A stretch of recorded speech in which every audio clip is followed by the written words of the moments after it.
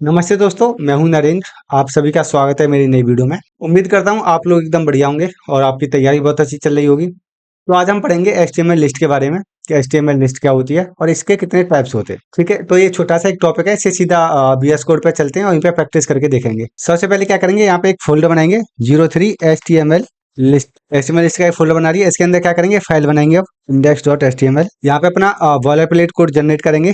तो अभी सबसे पहले देखते हैं कि एचटीएमएल लिस्ट क्या होती है।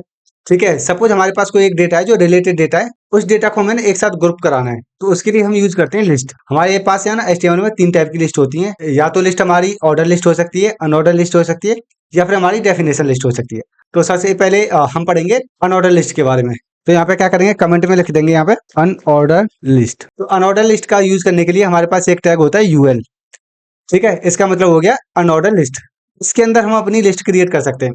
अनऑर्डर लिस्ट में कैसी लिस्ट क्रिएट कर सकते हैं, जैसे सपोज हमें ना किसी शॉप पे कोई सामान लेने जाना है, तो वहां पे हमारा ऑर्डर मैटर नहीं करता कि हमें पहले शॉपकीपर से जाके क्या परचेज करना है। हमें उसे नहीं बताना होता कि सबसे पहले हमें ये दो, सबसे पहले हमें ये दो।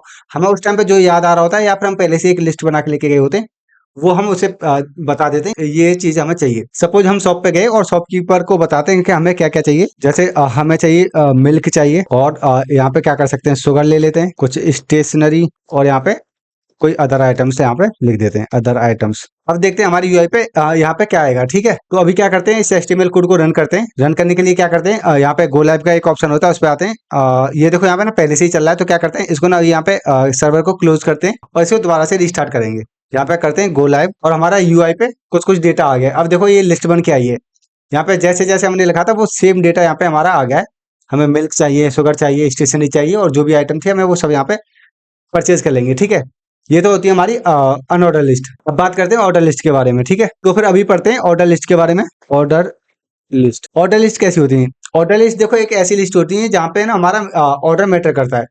जैसे हमने अभी अपना मनी स्टेक का कोर्स स्टार्ट करा है, तो इसमें सबसे पहले हमें क्या पढ़ना चाहिए। ऐसा तो नहीं कि हम डेटाबेस से स्टार्ट करेंगे, या फिर बैकएंड के सर्वर से स्टार्ट करेंगे, या फिर कोई फ्रंट एंड का फ्रेमवर्क स्टार्ट करेंगे। इसमें सबसे पहले क्या करेंगे, हमारे पास ना HTML की नॉलेज होनी चाहिए, CSS की नॉलेज होनी चाहिए, जावास्क्रिप्ट की नॉलेज होनी चाहिए। उसके बाद हम रिएक्ट सीखेंगे, फिर नोड जेएस सीखेंगे, उसके बाद एक्सप्रेस सीखेंगे, फिर डेटाबेस सीखेंगे। ठीक है, तो फिर अभी क्या करते हैं, मैं ऑर्डर लिस्ट क्रिएट करके दिखाता हूँ आपको। तो ऑर्डर लिस्ट क्रिएट करने के लिए क्या करते हैं, हमारे पास एक टैग होता है OL। इसका मतलब होता है ऑर्डर लिस्ट, और इसके अंदर हम अपनी लिस्ट क्रिएट कर सकते हैं। जैसे सबसे पहले लिस्ट में क्या लिखेंगे, HTML, उसके बाद लिखेंगे CSS, फिर लिखेंगे जावा स्क्रिप्ट, उसके बाद लिखेंगे यहाँ पे रिएक्ट जेएस, उसके बाद लिखेंगे नोड जेएस, फिर उसके बाद एक्सप्रेस जेएस, उसके बाद पढ़ेंगे हम डेटाबेस को भी। ठीक है, डेटाबेस में कौन सा पढ़ेंगे, मोंगोडीबी। अब देखते हैं कि हमारे यूआई पे क्या शो होगा। ठीक है, ये देखो हमारी ना एक लिस्ट बन गई, ऑर्डर लिस्ट। अच्छा, अब एक चीज नोटिस कर रहे हो यहाँ पे, यहाँ पे क्या हुआ है, जो हमारा ऑर्डर क्रिएट हुआ है, हमारा कैसा क्रिएट हुआ है ऑर्डर, न्यूमेरिक ऑर्डर क्रिएट हुआ है, यानी 1 2 3 4 5 6 7। हमने अपने एचटीएमएल में ये तो नहीं बताया था ना कि हमें न्यूमेरिक ऑर्डर चाहिए। ऑर्डर तो हमारा अल्फाबेटिकल भी हो सकता था। तो अब देखते हैं उसके बारे में, ये क्या सीन है। ये देखो ऑर्डर लिस्ट है ना, ऑर्डर लिस्ट के पास ना एक एट्रीब्यूट होता है। एट्रीब्यूट में ना हमारे पास 5 ऑप्शन होते हैं। ये जो न्यूमेरिक ऑप्शन है, यानी जो 1 लिखा हुआ है, ये बाय डिफॉल्ट हमारा सेट रहता है। अगर हम कोई भी नहीं देंगे तो हमारे पास क्या आएगा, बाय डिफॉल्ट न्यूमेरिक ऑर्डर आएगा। जैसे अभी हमने क्रिएट करा था, तो हमारे पास क्या हुआ था, एक न्यूमेरिक ऑर्डर आया था। अब क्या करते हैं, यहाँ बंस को हटा के लिखते हैं ए। अब देखते हैं वहां पे यूआई पे क्या चेंजेज होंगे। अब देखो, जो हमारा ऑर्डर था न्यूमेरिक वाला, अब हमारा अल्फाबेटिक ऑर्डर हो गया है। और कैसा है, कैपिटल लेटर में। अगर हम चाहें तो इसे स्मॉल लेटर में भी कन्वर्ट कर सकते हैं। यहाँ पे क्या करेंगे, कैपिटल ए को हटा के यहाँ पे लिख देंगे ए, तो यहाँ पे अब स्मॉल लेटर में हो जाएगा।